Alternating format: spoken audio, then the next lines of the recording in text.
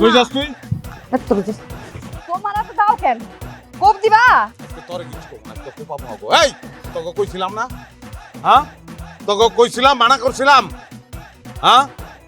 যে আমার বউর লগে তোরা চলবি না, তোরা আবার ওরে নষ্ট করতাছস, আবারও কলেজে লয়ে যেতাছস তোরা। তোকে কোপামু আজকা। ও কোপালে কোপাও, কোপায় মাইরা ফেলাও, তারপর তোমার পুলিশে নিয়ে দেবো। তুমি খাটবা যাইল আর আমি পড়াশোনা করব তখন। জি নাও তো বলো আমি না। আমি এইটা দিয়া আমার নিজের গলায় পোজ দেবো। পোজ দিয়ে মরে যাবো, আর মরে যাওয়ার আগে খুব আমার মৃত্যুর লিগা আমার বউ দায়ী।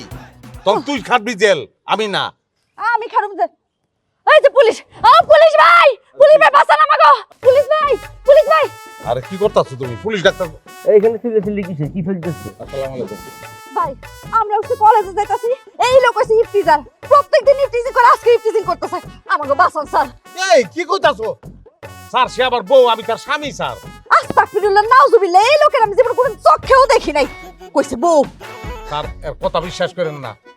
হ্যাঁ আমি তার স্বামী। আপনি আমার বাচ্চা লন, আমার বাপ মা সাক্ষী দিব লন। সব প্রাকারে তো কোন তালাই দিই মাইতো। ভিকটিম নিজে সরেজমিনে আমার সামনে সাক্ষী দিতেছে, তুই হেতির লগে অপরাধ করছস, ইফটিজিং করছস তুই হাতারি। হ্যাঁ, তোর কত বড় সাহস, তুই কলেজ পড়ু একটা মেয়েকে তুই ইফটিজিং করস। হে রাজীব, তাকে অ্যারেস্ট করো।